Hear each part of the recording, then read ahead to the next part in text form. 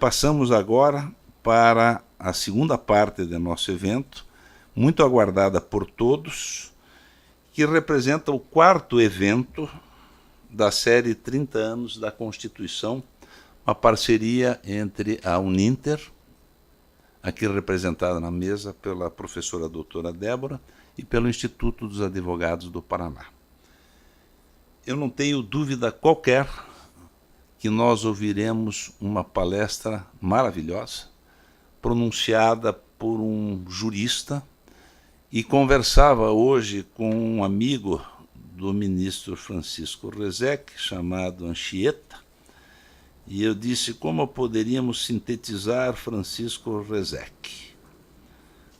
E ele, entre várias definições, disse uma que nós sabemos ser verdadeira: um cidadão do mundo. O professor Francisco Rezec falará da nossa Constituição, mas antes disso, a nossa diretora Débora Veneral fará uma abreviada leitura do currículo majestoso desse jurista brasileiro, que disse-me Anchieta hoje: Hélio, quando vou a Paris e quando vou à Haia, dentre as pessoas que mais falam e lembram na condição de jurista, o primeiro nome é Francisco Rezec. Confidenciou-me mais. É um encantador, é um apaixonado e tem uma qualidade também que todos nós vamos apreciar, que é um tomador de bons vinhos. Então, que a sua palestra nos alegre e nos diga o que esperar de uma Constituição balzaquiana, em homenagem à literatura, mas antes disso, lembremos o currículo do ilustre jurista Francisco Rezec. Passo a palavra, então, à nossa caríssima diretora Débora Veneral. Obrigada. Francisco Rezec, graduado em Direito pela Universidade Federal de Minas Gerais, doutor da Universidade de Paris em Direito Internacional Público, diploma em Law da Universidade de Oxford, na Inglaterra, professor de Direito Internacional e Direito Constitucional na Universidade de Brasília, onde também foi diretor do Departamento de Direito da Faculdade de Estudos Sociais. Professor de Direito Internacional do Instituto Rio Branco. Professor na Academia de Direito Internacional da Haia, Holanda. Procurador e subprocurador-geral da República. Ministro 2 vezes do Supremo Tribunal Federal nos períodos de 1983 a 1990 e de 1992 a 1997. Presidente do Tribunal Superior Eleitoral. Ministro de Estado das Relações Exteriores do Brasil. Juiz da Corte Internacional de Justiça da ONU na Haia e advogado. Dito assim... Dito isso, com a palavra o nosso ministro Francisco Rezec. Senhor presidente e meu caro amigo Dr. Hélio Gomes, ilustres dirigentes do Instituto dos Advogados do Paraná e da Academia da Uninter, advogadas e advogados que aqui prestigiam nessa noite essa cerimônia de admissão dos novos membros do Instituto, senhor Dr. Newton de Siste, batonier emérito, presidente emérito do Conselho da Ordem dos Advogados do Paraná, meus caros amigos, este segundo semestre de 2018 marcou diversos aniversários, alguns do bem, outros nem tanto. No romper de outubro, celebramos os 30 anos da Constituição do Brasil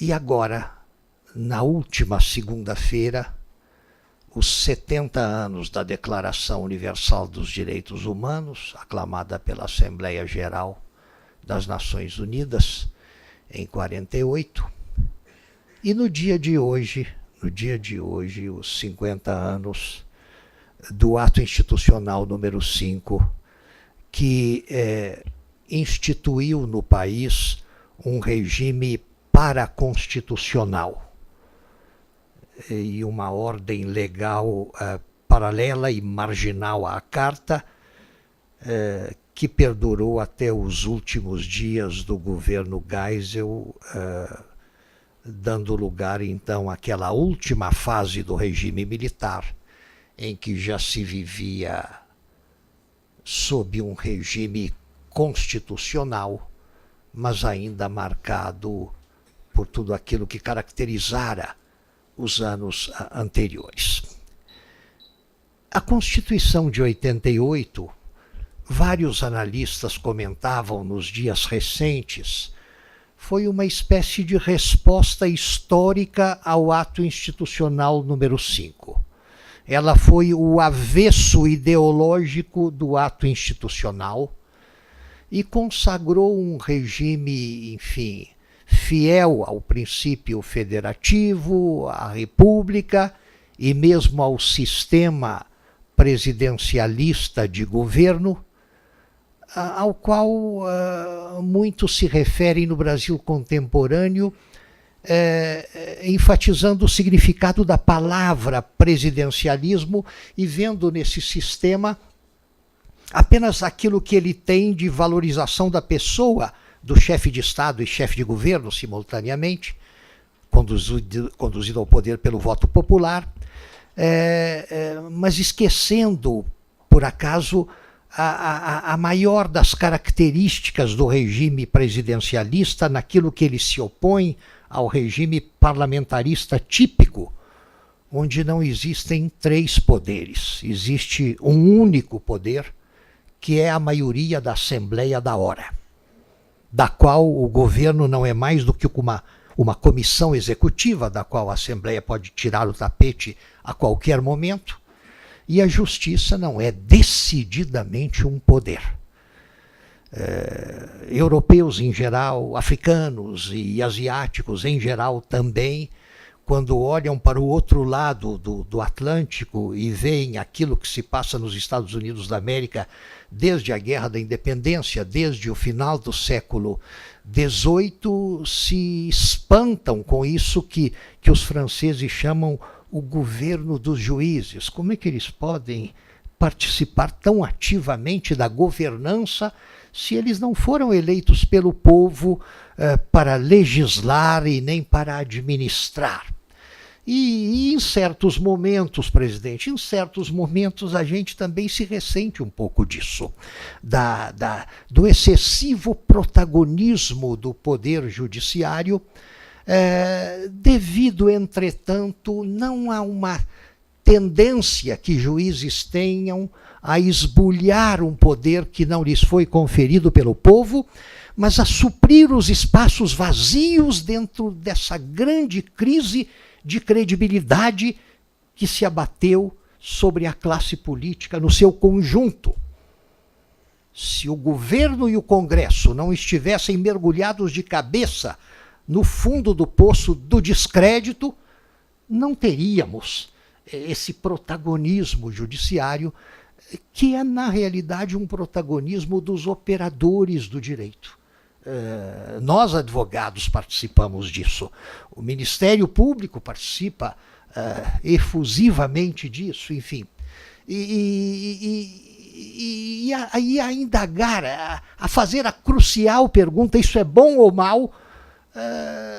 Devemos responder que isso é mal em termos definitivos. Isso é, sim, uma situação patológica, que não deveria durar. Mas não tem outra maneira de responder à crise da política, à crise do poder naquilo que ele tem de eleito pelo povo. É imprescindível que, do lado do terceiro poder, se tente fazer alguma coisa no sentido de suprir essas lacunas graves que a perda de identidade da classe política inaugurou no país. Bom, a Constituição de 88 consagrou direitos e garantias da mais variada natureza. E é possível que, pela teoria que se forjou em doutrina a respeito do significado do parágrafo 4º do artigo 60, a respeito do tema das cláusulas pétreas, o decantado tema das cláusulas pétreas e a indagação sobre o que será exatamente que a Constituinte de 1988 desejou engessar e tornar imune a qualquer espécie de elaboração por parte dos constituintes vindouros, das pessoas que estão por vir a conformar a sociedade brasileira do futuro. Este é um tema extremamente sensível e ele dominou, ainda que não muito transparentemente, o debate político dos últimos meses. Nós víamos a proposta de refazimento, de reconfecção da Constituição com uma proposta dos setores mais acentuadamente conservadores da sociedade brasileira. Era, em duas palavras, uma proposta da direita. Vamos reformar essa Constituição porque ela exagera naquilo que concede e é preciso torná-la mais razoável para que as relações de trabalho sejam mais racionais e consentâneas com um momento de desemprego generalizado. É preciso não dar mais do que aquilo que o Tesouro Público aguenta patrocinar, e está visto que o Tesouro Público anda em crise. Enfim, era sim uma bandeira desenganadamente conservadora, sem formular-se aí nenhum juízo de mérito. A bandeira se autodefendia de modo muito articulado. Mas ficávamos sempre nessa dúvida, isso é bom ou mal, isso nos conduzirá a bom termo ou o contrário. De repente, vejam bem, por volta do mês de agosto ou setembro deste ano, em pleno calor da campanha, verificou-se que o lado oposto ao lado conservador, ou seja, a esquerda, representada pela candidatura do Partido dos Trabalhadores, propunha também, isso não durou muito tempo, e há até alguns brasileiros que nem prestaram atenção, de tão rápida, de tão fugaz que foi a proposta. Ela foi posta na mesa e imediatamente retirada pelo mal-estar que causou. Era também uma revisão constitucional, mas num sentido de, como diríamos, bolivarianizar a Carta Brasileira. E aí, enfim, sempre me dói usar o adjetivo bolivariano no sentido que alguns militares governantes de países vizinhos deram a ele nos últimos anos, degenerando por completo o nome do libertador Simão Bolívar, que não merecia isso tantos anos post-mortem.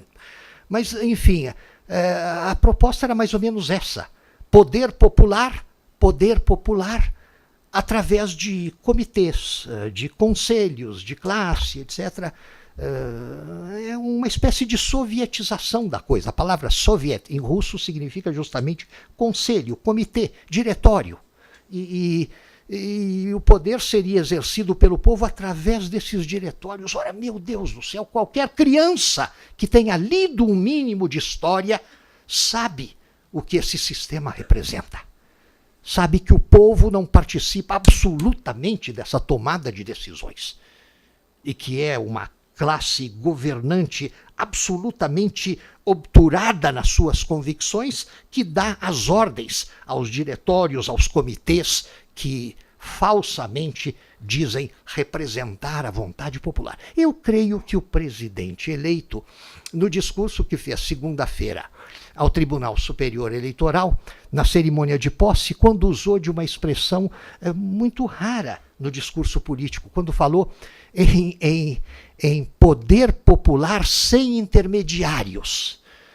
Talvez ele estivesse dando ali uma resposta. Eu tenho notícia de que o discurso foi escrito pelo próprio eleito, não contou com ajudas outras. E me ocorreu, ao ouvi-lo, que a ideia deveria ser essa. Ele estaria ali respondendo à proposta da candidatura derrotada, proposta essa que não durou até a última hora do processo eleitoral, mas que foi, num certo momento, manifestada com muita transparência, de uma democracia popular, de um poder popular com intermediários que seriam exatamente esses conselhos, esses comitês. Bom, nós vivemos esse ano, nós vivemos os últimos anos num estado de clivagem profunda da sociedade brasileira. Todos se lembram do que aconteceu entre todos nós de 1900 e pelo menos de 2014 para cá, pelo menos de 2014 para cá. Famílias já não se entendiam, amigos de infância já se estranhavam, colegas de trabalho já não queriam conversar porque o tema político invadia o diálogo e acirrava os ânimos. O que houve? Eu me lembrava com frequência de um romance escrito na segunda metade do século XIX por um autor inglês, Robert Louis Stevenson, o mesmo de A Ilha do Tesouro. Ele escreveu também Dr. Jekyll and Mr. Hyde, traduzido em português como O Médico e o Monstro. E há nesse romance um certo momento em que a governanta e confidente do Dr. Jekyll pergunta a ele qual era exatamente a sua doença, de que mal exatamente ele padecia. E ele responde, I have a fault in the soul. Eu tenho uma fenda na alma, eu tenho uma rachadura na alma. O que me parecia, ao lembrar o romance, era isso. Parece que a sociedade brasileira estava vivendo a síndrome do Dr. Jekyll. Ela estava dividida e essa divisão era profunda e radical. É claro que o clima se atenuou um pouco depois de vencida a etapa da competição. Mas não sabemos ainda quanto tempo durará o rescaldo dessa quase guerra civil espiritual que o país viveu ultimamente. No que concerne, vejam só, no que concerne ao ato institucional número 5, é um aniversário a ser celebrado na medida em que ele, editado há 50 anos, foi sepultado há não muito mais tempo do que isso e não sobreviveu nem tem chances de ressuscitar. Não há, vejam bem, não há a menor, a mais mínima, a mais tênue perspectiva de que esta democracia consolidada volte a viver dias como aqueles que nós vivemos no navio Augustus, que me trazia da primeira fase do meu doutorado na Academia de Paris para o porto do Rio de Janeiro, e a notícia nos foi dada pelo comandante em alto mar. Éramos 6 estudantes brasileiros, 2 médicos do Rio Grande, todos de pós-graduação, 2 médicos do Rio Grande do Sul, eu próprio de Minas Gerais, e 3 moças, 2 do Rio e uma da Bahia, no ramo de arquitetura e música. E alguns pensamos em não desembarcar no Rio de Janeiro. Quem sabe se o navio não nos deixava ir até Buenos Aires, onde a situação não era lá muito diferente, mas pelo menos não nos esperariam com nenhuma agressividade. Acabamos desembarcando todos e tomando cada um o seu caminho, enfrentando ainda muitas das consequências que se projetaram no tempo. Vejam só, quando do meu concurso para procurador da República, a tentativa do regime foi a de podar vários candidatos. Não fosse uma ação enérgica do então Procurador-Geral Xavier de Albuquerque, e teríamos sido efetivamente podados, sob acusação de termos exercido cargos em diretórios acadêmicos durante a nossa vida estudantil. Anos mais tarde, sob o procurador-geral Moreira Alves, quando se tratou da promoção para a primeira categoria na classe dos procuradores da República, o procurador-geral era visitado por um comandante da Marinha, a serviço do SNI, do Serviço Nacional de Informações, que queria estabelecer uma podagem na lista de promoção. E disse a ele, tira esse aqui, não é nada grave não, mas ele não é bem dos nossos, ele presidiu lá o centro acadêmico, tira esse daqui. Ele falou, não posso. Moreira Alves agiu com firmeza, não tiro, não tenho como tirar, não tem jeito. E o comandante disse então, não tira então não, mas tira aí o merecimento e promove por antiguidade, estamos conversados. O procurador-geral insistiu, não, a promoção será por merecimento, porque assim a coisa... O comandante recolheu os papéis à sua pasta, foi embora e nunca mais se falou no assunto e as promoções saíram como foram programadas. Esse episódio prova, a meu ver, uma série de coisas. Prova, primeiro, que não era uma questão de segurança nacional. Era uma questão, hoje até renovada, num outro sentido, de nós e eles. O rapaz não é exatamente dos nossos. Vamos prestigiar os nossos.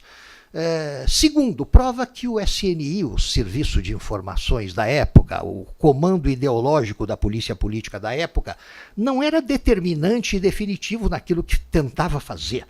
Era sempre possível que uma autoridade reagisse.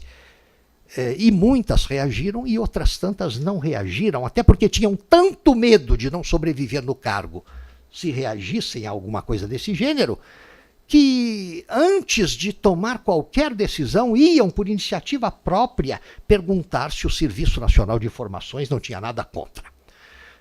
O medo era generalizado e a verticalidade das espinhas dorsais não era uma regra geral.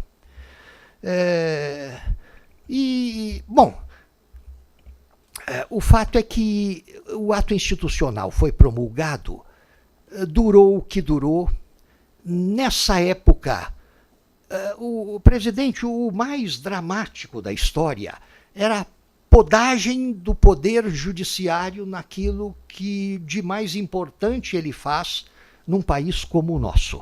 A correção dos erros de governo, a correção dos próprios atos do legislador, em nome da Constituição, né, por conta da poda do habeas corpus. Não havia habeas corpus, não era possível. Mas, enfim, não dá para examinar o mérito. Não dá para examinar o mérito. O tribunal não pode conhecer do habeas corpus, porque o assunto é segurança nacional. E aí interpretavam segurança nacional num sentido extremamente amplo, levando o ministro Aliomar Baleiro, em certo momento da sua presidência do Supremo, a dizer é preciso depurar esse conceito. Perfumaria não é segurança nacional, cigarro de maconha não é segurança nacional, enfim, o crime de sedução não é segurança nacional. Tamanha era a dificuldade de se viver. Eu estava presente na sessão de 10 de março de 1971, em que o ministro Adalto Lúcio Cardoso, vencido e sozinho num habeas corpus de que ele queria conhecer, e os outros todos, mesmo seus grandes amigos, Bilac Pinto, Aliomar Baleiro, Oswaldo Trigueiro, diziam, não tem jeito, o ato institucional nos impede. Ele dizia, mas eu interpreto isso como não tendo nada a ver com a segurança nacional e concedo o habeas corpus. Os outros diziam, não tem jeito. E foi nesse momento que ele tirou a toga, não jogou exatamente, mas depositou no espaldar da cadeira e se retirou pedindo a sua aposentadoria por tempo de serviço. Bom, eram anos extremamente difíceis e humilhantes para a autoridade judiciária desde a sua cúpula, desde o topo dessa pirâmide. Isso passou.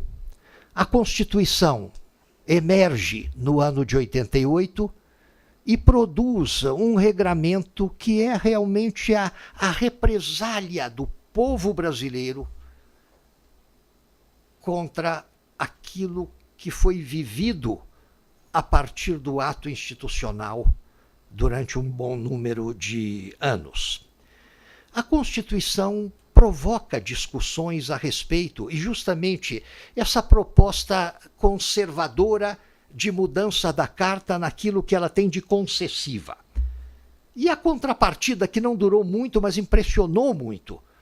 Vamos mudar a Carta justamente para deixar que o poder popular seja representado por conselhos, por comitês, por grupos de bairro, etc. Tudo isso levou a refletir, e leva ainda hoje a refletir, diante da iminência da posse do novo governo eleito em data recente, sobre o que será de nós em matéria de segurança das instituições. A propósito do tema segurança jurídica, é certo que todos concordam em que não estamos vivendo um momento propício a isso. Nós não sabemos o que as togas decidirão a respeito de tema nenhum. Por quê? Porque o próprio Supremo Tribunal Federal foi contagiado pela clivagem e temos ali uma confraria de pessoas que não se estimam muito, frequentemente não se respeitam muito e produzem cenas que não capturam a admiração e o respeito de parte do povo brasileiro. É uma hora ingrata. A cada manhã eu me levanto e agradeço a Deus por não estar mais lá há tanto tempo. Não seria suportável a vida ali neste momento. Mas indo ao que interessa, a questão do que é mutável e do que é imutável na Constituição. É preciso lembrar que, como o Supremo tem mostrado em decisões recentes, e todas elas, isso também me impressiona, tomadas por 6-5, ou por 7-4, tomadas quando há um impedimento por voto de desempate entre 5-5, tomadas por, enfim. E me lembro do tempo da Corte da Haia, 15 criaturas vindas de partes mais variadas do mundo, com formações tão diferentes, com ideologias tão diferentes, e, no entanto, em casos politicamente dramáticos, tomamos decisões unânimes ou quase unânimes. Como é que é possível que um tribunal composto por 11 criaturas de uma mesma sociedade, de um mesmo tipo de formação, que estão certamente convencidas de que lutam por um mesmo ideal, por uma mesma causa? Na Haia eu tinha dúvidas quanto a isso. Eu acreditava que a minha visão da história e do futuro do direito e da sociedade internacionais, a minha visão não era a mesma do meu colega japonês ou da minha colega britânica. Mas mesmo assim, porque todos cultores da ciência do direito e conhecedores do direito internacional, decidíamos tudo numa convergência de 15 votos, eventualmente 14-1, no máximo 13-2. Até a questão do muro da Palestina foi decidida por unanimidade. Tão transparente era o direito que estava ali em questão, não é? Então, como é que o nosso Supremo Tribunal Federal não consegue se harmonizar e se divide com tanta frequência? Este é o polo mais visível da insegurança jurídica que se abate hoje sobre o país. Ou seja, o órgão máximo de garantia da segurança jurídica aos brasileiros não tem podido oferecer-lhes essa garantia. Como faremos, enfim, supondo que podemos ter a esperança de um pouco mais de coerência e de lógica nas decisões do Poder Judiciário em geral. E vejam bem, a esse respeito, as decisões de primeira instância e de segunda instância são importantíssimas. O Supremo quase sempre se divide e se engalfinha em casos que começam lá. quando se trata de examinar coisas vindas da pena de um juiz federal ou estadual e passadas por um tribunal federal ou estadual, a tendência do tribunal a reconhecer o mérito daquilo e a abençoar, a convalidar aquele resultado produzido nas instâncias chamadas ordinárias, a tendência é muito maior. Então, vamos ter esperança de que isso aconteça proximamente e vamos saber o que o tribunal vai ter que examinar, quem sabe. Nós sabemos, por exemplo, que assim como o Supremo se concedeu liberdades interpretativas até um pouco exageradas, aqui ou ali, ao ler a Constituição, ele poderá voltar a fazê-lo e ele terá que nos responder como é que fica a mecânica das cláusulas pétreas consagrada pelo parágrafo 4º do artigo 60, que é onde se diz que não serão admitidas propostas de emenda à Constituição se isso tender a abolir a federação, a república, o voto universal, direto, secreto e periódico, a separação entre os poderes e os direitos e garantias individuais. Em que medida, vejam bem, a Constituição está realmente cristalizada e imutável por conta dessas garantias? Dá para entender, por exemplo, dá para entender que, apesar de a primeira proibição de emenda, não se poderá discutir nem a federação, nem a república. Mas não se fala ali do regime, do sistema presidencialista de governo. Então é possível um dia, se o povo brasileiro mudar completamente de opinião em relação ao plebiscito de 93 e achar que o parlamentarismo nos convém, é possível que uma emenda constitucional nos conduza a isso? Essa ideia sempre me incomodou muito, presidente. O sistema presidencialista, o sistema parlamentarista de governo é mais do que tudo um presente à classe política. E a classe política neste país não está merecendo presente nenhum. Mas, enfim, seria possível tecnicamente uma emenda à Constituição nesse sentido? Mas aí lemos o inciso seguinte: não pode haver proposta que destrua, que contamine a separação de poderes. E me parece que um sistema tipicamente parlamentarista de governo é a implosão, é a destruição absoluta da separação de poderes, porque ela reduz os três poderes a um só. Ela aniquila o sistema parlamentarista, aniquila a ideia montesquiana dos três poderes independentes e harmônicos. Mas há outros temas, por exemplo, e a esse respeito, o discurso da candidatura que se sagrou vitoriosa nas últimas eleições, em várias ocasiões convergiu nesse sentido. É preciso rever essa questão da maioridade penal, é preciso rever a questão não da pena de morte, nunca se falou nisso. Aliás, o Brasil tem alguns compromissos internacionais. O direito internacional não conseguiu até hoje proibir a pena de morte. O direito internacional não se faz por maioria. Ele exige o consentimento de todos. Nenhum Estado soberano, e se alguém lhes sugeriu que... Que coisa estranha. Que coisa... Que é isso, meu? Bom, se fosse o tempo do AI-5, a gente saberia. Mas, enfim...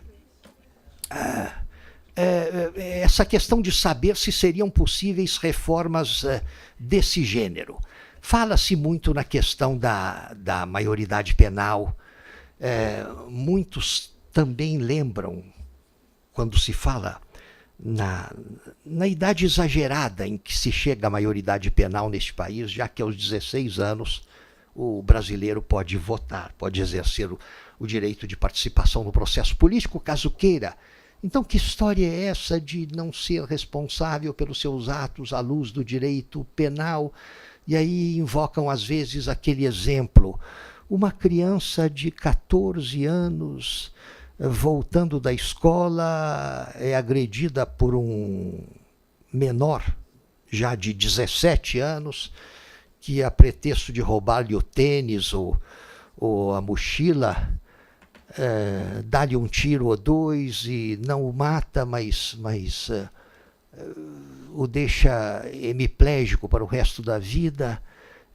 Será que os ativistas não se lembram do direito humano que tem essa vítima de ver punido corretamente o autor do crime, o autor do ilícito? Ou não podemos chamá-lo de crime, porque justamente se trata ainda de um menor de 18 anos. Alguns dirão, não, mas a maioridade penal só aos 18 é uma garantia individual. Eu custo um pouco a entender isso. Eu sempre fui um entusiasta da manutenção da nossa tradição de maioridade penal aos 18, presidente, mas admito que numa situação de estado de necessidade poderíamos eventualmente abrir mão da regra por algum tempo, até que as coisas possivelmente serenem. Não sei. Isso é matéria para pessoas mais entendidas. Parece que quando o presidente eleito fala em poder popular sem intermediários, ele pensa possivelmente nisso, convocar a opinião pública a dizer, e nós sabemos mais ou menos o que a opinião pública diria. É por isso que os próceres da academia não querem ouvir falar em consulta popular sobre esses temas, porque sabem, e isso nos produz um dilema espiritual de grande dramaticidade. Nós devemos convocar o povo a tomar certas decisões em nome do poder? Ou devemos acreditar que os intelectuais, que os especialistas, que os juristas, que os penalistas, que os sociólogos, que os antropólogos é que devem decidir pelo povo em geral? Não pensem que isso não é um problema grave. Esse é talvez o mais grave dos problemas que nós enfrentamos. Saber o que é exatamente a eficácia do princípio democrático na hora de resolver esses dilemas. Até porque, vejam que caricatura. Se tomamos esse caminho de dizer que o menor infrator, o delinquente de 17 anos de idade, tem um direito constitucional a não ser punido como outro cidadão seria. Isso é uma garantia individual, imutável em razão da teoria das cláusulas pétreas. Por que o foro privilegiado também não o é? O deputado, o senador, que gosta de ser processado lá na cúpula, por várias razões. Não é exatamente porque o Supremo seja leniente, ou o STJ, ou os tribunais de justiça, mas é porque um colegiado nunca consegue administrar direito um processo penal.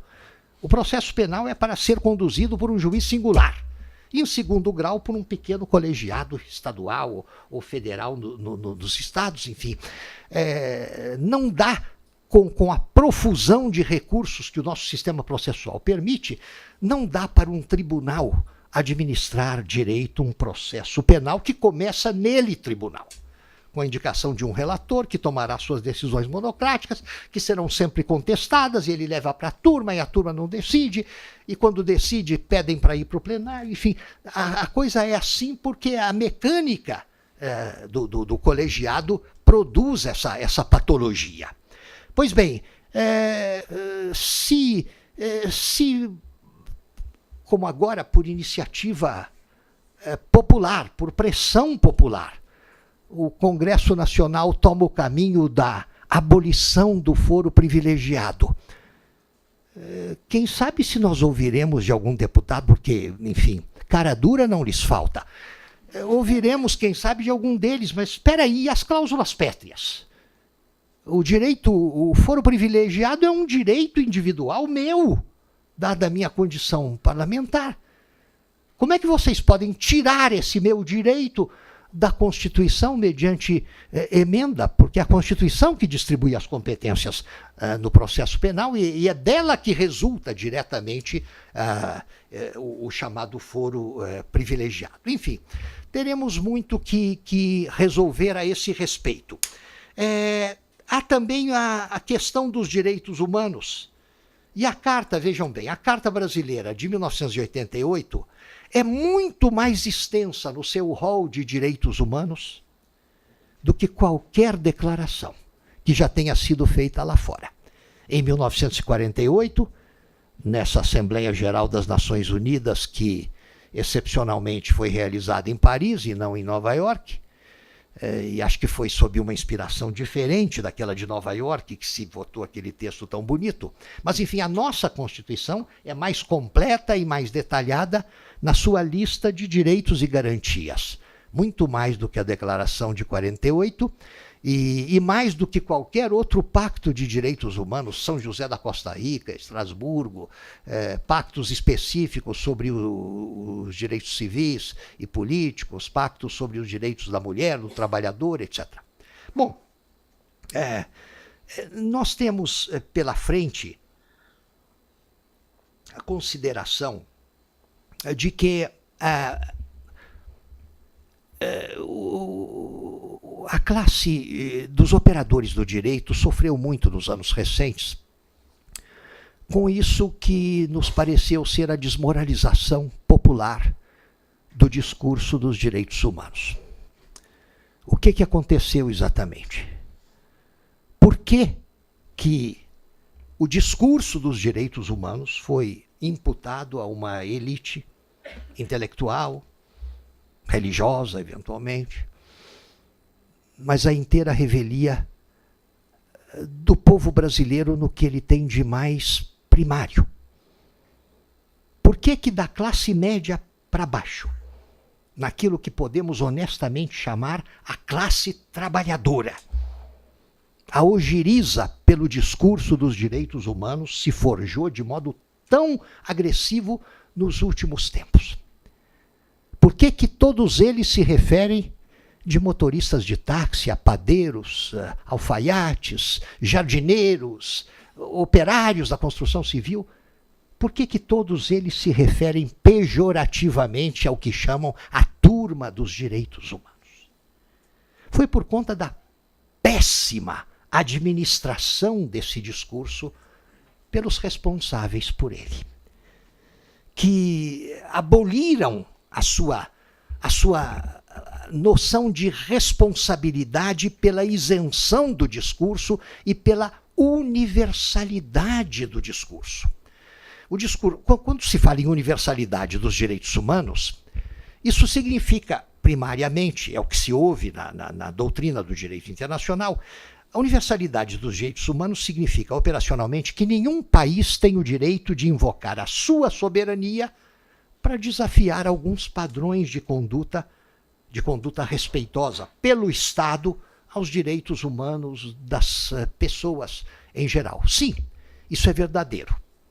Mas há um limite além do qual o ativismo não pode ir em nome da universalidade.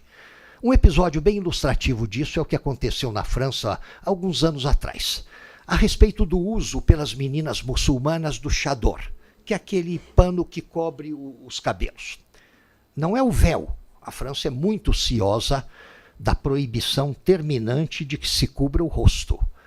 Há uma campanha institucional permanente. A República não esconde a cara.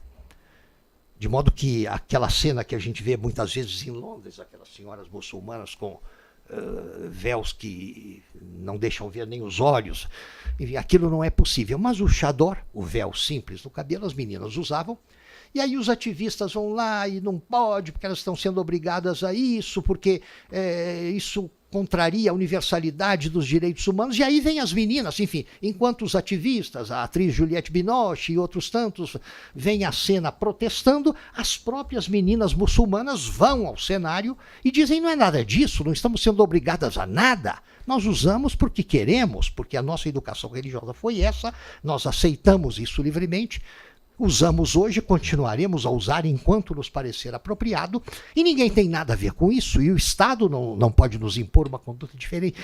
Esse tema nós nos preocupamos com frequência com ele em relação às nossas comunidades indígenas. Nós temos nações indígenas no Brasil profundo que vivem o índio brasileiro situa-se cronologicamente no Neolítico. Ele é bem mais primitivo do que os índios norte-americanos, por exemplo, os neozelandeses, e infinitamente mais primitivo e, portanto, mais vulnerável do que as grandes civilizações indígenas do continente americano, astecas, maias e incas.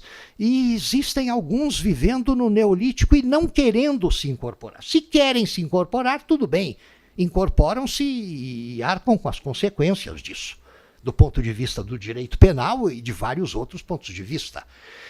Mas se não querem, nós não podemos ir lá e cerceá-los nos seus costumes, dizendo que a universalidade dos direitos humanos nos obriga a podar essa ou aquela prática que a nossa sensibilidade não tolera, né? Enfim, tudo aí tem que ser administrado com muita prudência.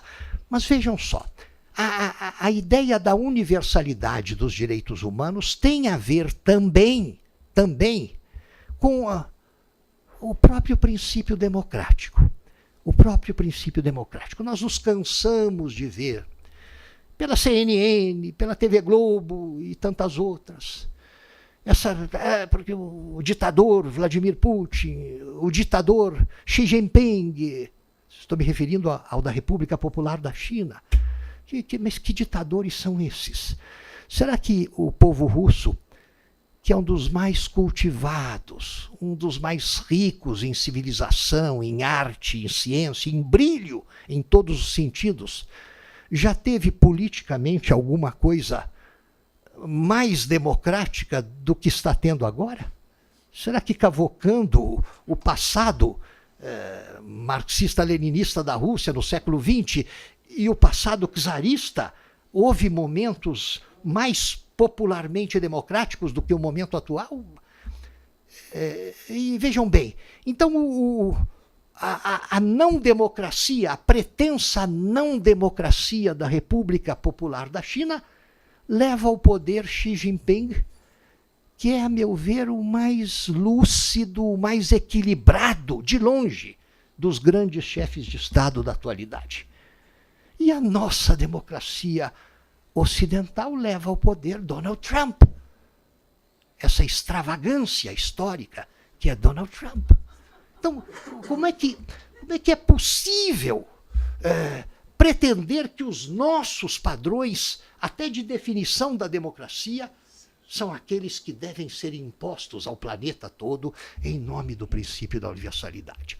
Também os direitos humanos, o discurso não pode ser tendencioso no sentido ideológico.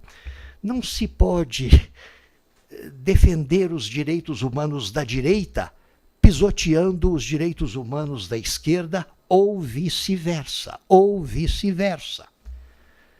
Não se pode concentrar todas as energias nos direitos humanos que foram violados no passado, nos anos 30, nos anos 40, nos anos 60 ou 70, quem sabe em 1915, no genocídio armênio, e em outros episódios históricos até mais antigos. Não se pode. Sim, escrever a história de modo isento e correto é nosso dever. Não devemos ensiná-la errado às gerações que virão. Mas se concentramos todas as nossas energias, como parece fazer a Corte Interamericana de Direitos Humanos em São José da Costa Rica, se concentramos todas as nossas energias em vasculhar violações de direitos humanos ocorridas no passado, num passado às vezes remoto, isso não deveria empanar a nossa visão quanto àquilo que está representando hoje violações graves de direitos humanos que a telinha nos mostra toda noite e toda manhã. Enfim, não se pode supervalorizar o que aconteceu no passado para com isso descuidar, para com isso abandonar aquilo que é presente e aquilo que pode ser projetado para o futuro. Não se pode também, vejam só, não se pode também pretender que os direitos humanos têm que ser protegidos com absoluta segurança nas periferias e não é preciso cuidar tanto deles nos pontos mais exuberantes do mundo, naquilo que a diplomacia chama o circuito Elizabeth Arden, Nova York, Londres, Paris, Roma. Não é assim que se trabalha. O doutor Alexandre Pagliarini sabe disso. Alguns anos atrás, em Salvador da Bahia, houve um congresso da União Internacional dos Advogados. Ela estava sob a presidência do nosso compatriota Paulo Lins e Silva. E nesse congresso, acontecido justamente quando lá fora funcionavam a pleno vapor as prisões de Guantánamo, aquele enclave americano em Cuba, e de Abu Ghraib, no território iraquiano. E aquilo ali era o que de mais horrendo a raça humana havia concebido em matéria de quebra violenta dos direitos humanos. Nós todos sabemos o que acontece nos porões das ditaduras de esquerda ou de direita. Todos sabemos, mas esses horrores não são assumidos. Eles são ocultos, eles são crípticos. Às vezes eles escapam ao consentimento e ao conhecimento do próprio ditador. Porque uma das características mais perversas das ditaduras é essa. Há aquele momento em que os esbirros tomam conta do cenário e, enfim, todos lembram o dia em que um amigo de infância do general Emílio Garrastazu Médici, um amigo de infância do então ditador, ligou para ele de Porto Alegre e contou que o filho tinha desaparecido. No meio de uma passeata, ou de uma manifestação qualquer, o filho tinha desaparecido. O presidente da República, o general de exército Emílio Garrastazu Médici, ordena com firmeza a todos os que o circundam que o rapaz seja localizado. Pois o rapaz não foi localizado nem naquele dia, nem nos dias posteriores, não foi jamais localizado. Essa é a mais ironicamente perversa das características da ditadura. Você não sabe se o próprio ditador tem o controle da coisa toda. Porque os esbirros tomam conta da coisa e resolvem até os seus problemas pessoais. Se eu estou eliminando os inimigos do regime, por que não aproveito para liquidar também aquele meu credor, aquele meu rival amoroso? Enfim, as coisas acontecem assim. Bom, não dá então para... Naquele momento em que funcionavam a pleno vapor as prisões de Guantánamo e de Abu Ghraib, sem nota de culpa, sem advocacia de espécie alguma, sem defesa, sem direito de visita, muitos estavam ali sem saber por que estavam ali. Só no governo de Barack Obama a coisa começou a se atenuar, mas naquele momento, na administração ainda de George W. Bush, as coisas estavam daquele jeito e teríamos no painel sobre direitos humanos desse encontro de Salvador da Bahia a voz do representante da American Bar Association, a ordem de lá, a organização de classe mais rica e mais poderosa do planeta, mas sem a história das nossas instituições. Eles protegem os direitos sindicais dos advogados, mas nunca têm um discurso político, nunca protestam contra nada, nunca idealizam nada para o bem do Estado ou da sociedade. Pois bem, e o representante da American Bar Association era aguardado com muita ansiedade. O que ele vai dizer sobre direitos humanos? E lá vai ele à tribuna e manifesta sua profunda preocupação com os direitos humanos, porque lá na Nigéria, uma moça acusada de adultério foi apedrejada. Porque na República Democrática do Congo, ex-Congo belga, um rapaz foi processado sem ter o amplo direito de defesa. E porque na Indonésia, uns estudantes que faziam uma passeata apanharam da polícia. Coisa que a minha geração cansou de... Bom, mas era uma loucura ouvir o rapaz dizendo aquilo. Sim, a moça da Nigéria não devia ter sido maltratada por adultério, o rapaz lá do Congo não devia ter sido processado com erronias processuais, e os estudantes da Indonésia, idealmente, não deviam também ter apanhado da polícia.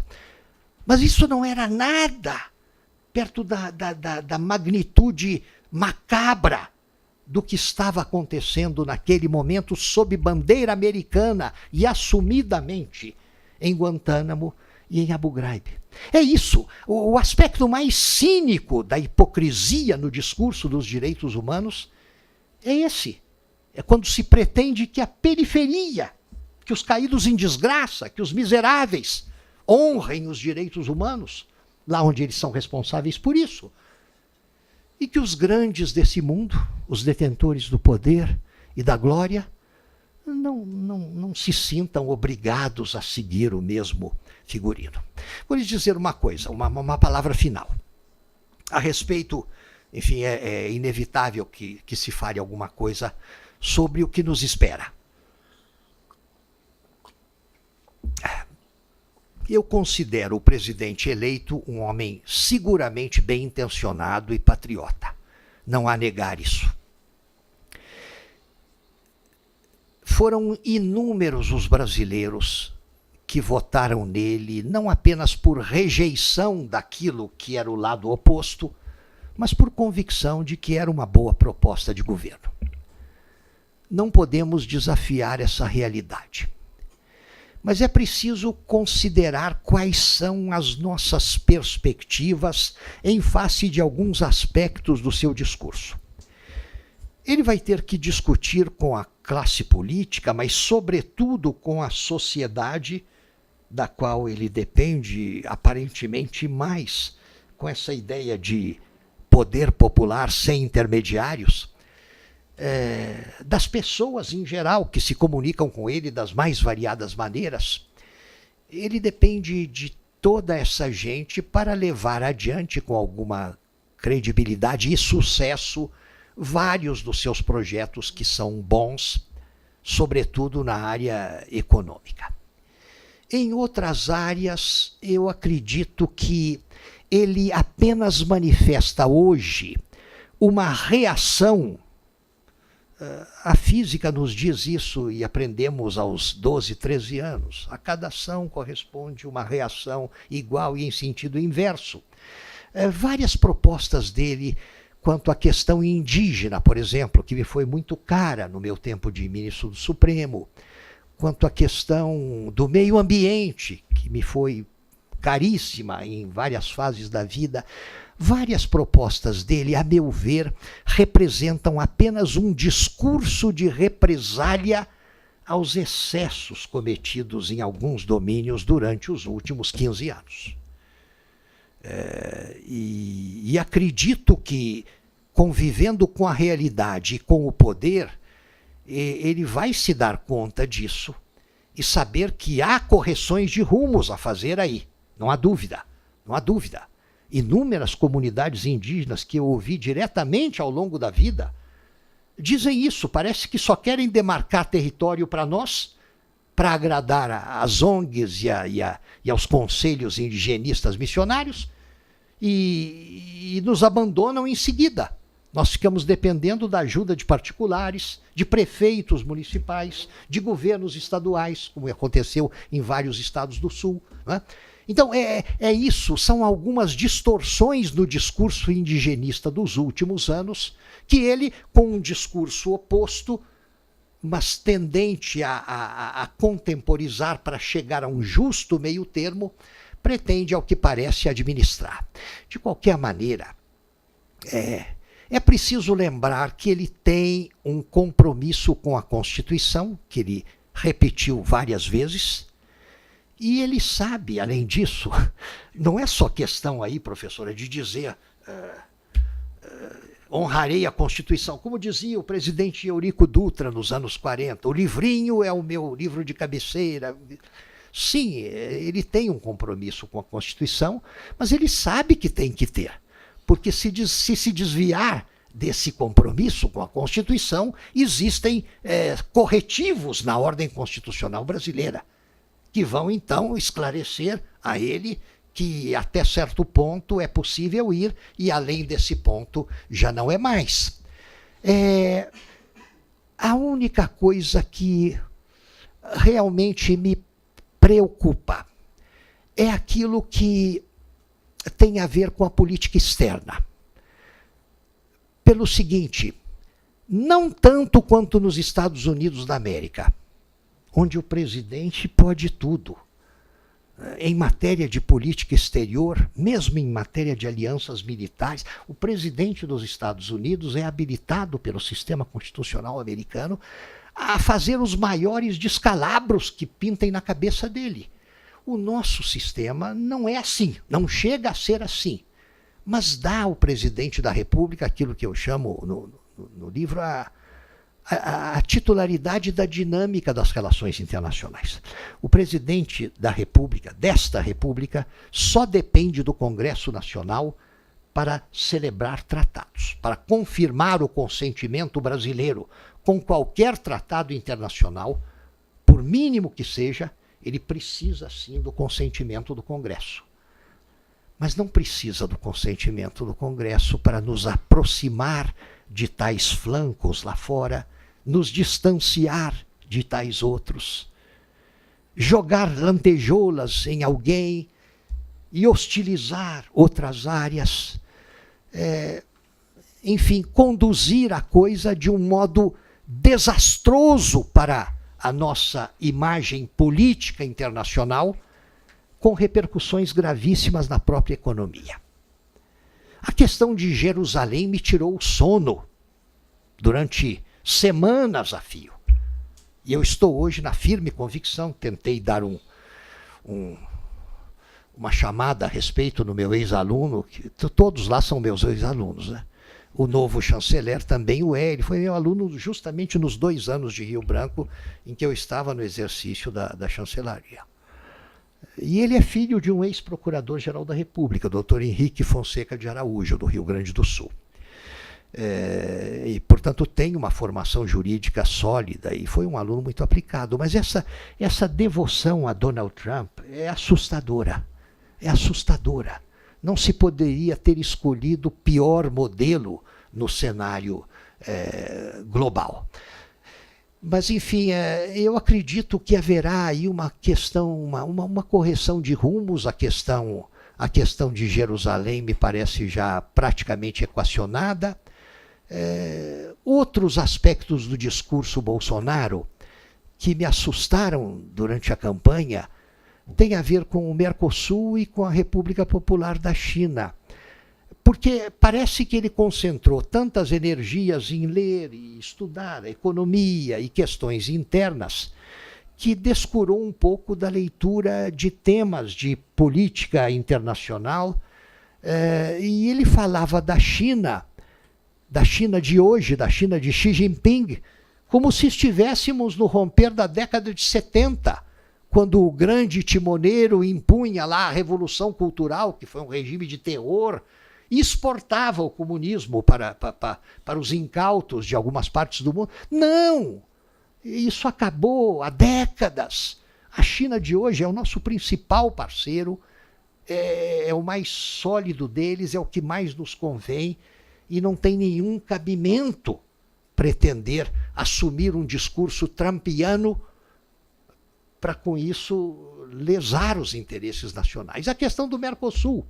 Parece que a cabeça do novo presidente estava fixada naquele episódio deplorável em que as senhoras Kirchner e Rousseff cooptaram o inocente do então presidente do Uruguai para dar o golpe no Paraguai, afastando-o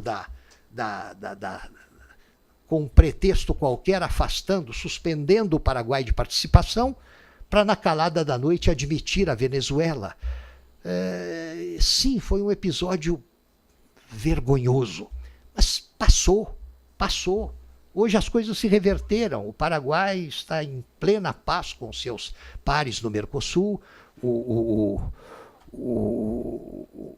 A Venezuela está ela mesma suspensa e não creio que volte tão cedo a essa confraria. Quer dizer, era espantoso que ele não tivesse se dado conta dessa realidade que não lhe permite hostilizar alguns parceiros internacionais que são de extrema importância para nós.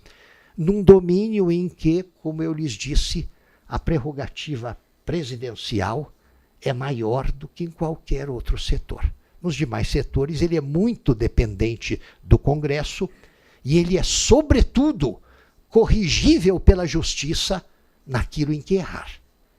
Nesse domínio, não. Os erros seriam de difícil correção ou impossível correção pela justiça, né? E é preciso, então, é preciso que se seja educativo na medida do necessário. A participação dos operadores do direito em todo esse processo é inestimável.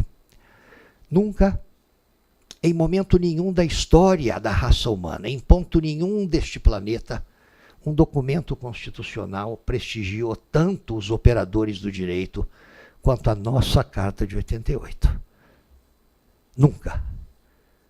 Não só juízes, mas o Ministério Público, os advogados públicos e a advocacia privada, a advocacia em geral considerada pela Carta, é a única Carta que menciona esse ofício profissional, considerado como indispensável à boa administração da justiça. Isso tem que ser visto por nós não com ufanismo, não com vaidade, mas com profunda contrição. O fardo que a Carta nos pôs nos ombros é muito pesado.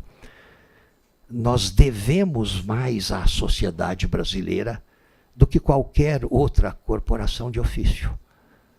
O que os brasileiros, em geral, podem cobrar de nós é muito mais do que têm o direito de cobrar de outras carreiras, de outras classes, de outras formações universitárias.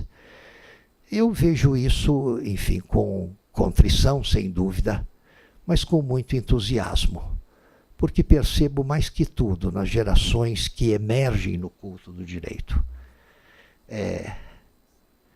uma vontade profunda de não faltar aos nossos compromissos com o Brasil, mas não faltar, sobretudo, como dissemos no juramento dos bacharelandos na formatura, não faltar à causa da humanidade.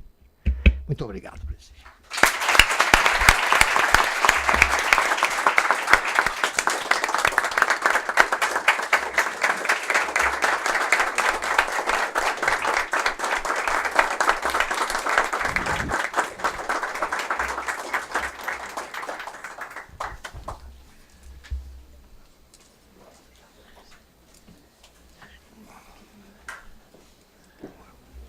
O nosso membro recém-empossado, na sua fala, lembrou que quem sabe só direito, nem direito sabe.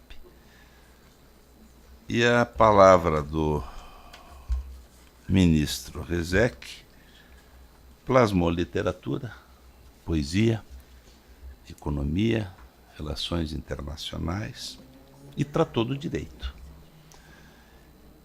Próximo do fim, eu peço à nossa diretora Débora que entregue ao nosso ilustre palestrante um livro dos 100 anos do nosso Instituto, a revista editada nesse ano dos 30º aniversário, do nosso caríssimo diretor Guilherme, e também o diploma que registra a passagem do ministro no nosso Instituto dos Advogados do Paraná.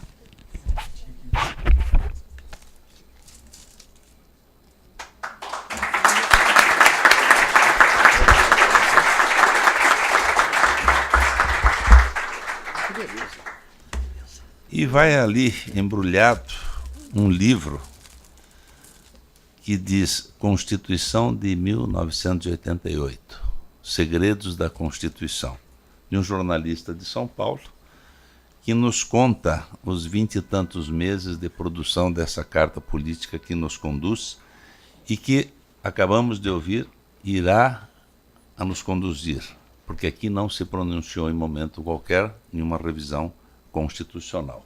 Até porque, ministro, na sua explicação a todos ficou muito claro. O Brasil foi de uma ponta do pêndulo para o outro lado do pêndulo. E quando há esse movimento na República, tudo que não pode se movimentar é a Constituição que nos guia. Viver é isso, ministro. Sartre dizia, ficar se equilibrando entre escolhas e consequências. Eu termino o ano de 2018, apoiado por essa diretoria, pelos diretores departamentais e pelo Conselho, convencido de que a vida necessita de pausa. E não estou a me referir ainda à perspectiva do recesso. A vida necessita de pausa, sair do escritório às 5h30, 6 horas, vir ao Instituto, nesse ambiente intimista, e ouvir palavras como a sua, a vida vale a pena. Muito obrigado e uma boa noite.